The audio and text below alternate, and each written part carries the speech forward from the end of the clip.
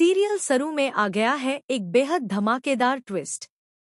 आने वाले एपिसोड में आप देखेंगे कि सरू को अनिका ने कुछ लोगों को बेच दिया है। जी हाँ, सीरियल अब पूरी तरह से इमोशनल और शॉकिंग मोड पर पहुंच चुका है। एक तरफ सरू पहले ही घर छोड़ चुकी होती है और जब वह वापस आती है तो वह हॉस्टल में रुकने की कोशिश करती है, लेकिन अनिका उसे वहां रहने की परमिशन नहीं देती।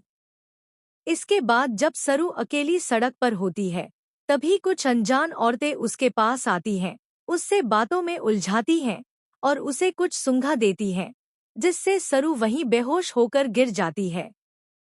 तभी अनिका वहां पहुंचती है, उन लोगों को पैसे देती है और कहती है कि यह लड़की अब कभी इस शहर में दिखाई नहीं देनी चाहिए। इसके बाद वे लोग सरू को जबरदस्ती गाड़ी में डालकर ले जाते हैं। इस तरह सरू की जान भी खतरे में पड़ जाती है और उसकी इज्जत भी। अब सवाल यह है कि वेद सरू को बचा पाएगा या नहीं। दूसरी तरफ तारा ने सरू और वेद को अलग करने के लिए एक बेहद गंदा खेल खेला होता है। तारा की चालों से टूटकर सरू फैसला करती है कि वह अब इस घर में नहीं रहेगी और तब तक वापस नहीं आएगी जब तक तारा उसे दिल से स्वीकार नहीं कर लेती। जब वह घर छोड़कर जाने लगती है तो तारा नाटक करती है कि वह सरू को रोक रही है, लेकिन तभी वेद खुद सरू का हाथ पकड़कर कह देता है कि उसे कोई नहीं रोकेगा, उसे जाने दीजिए।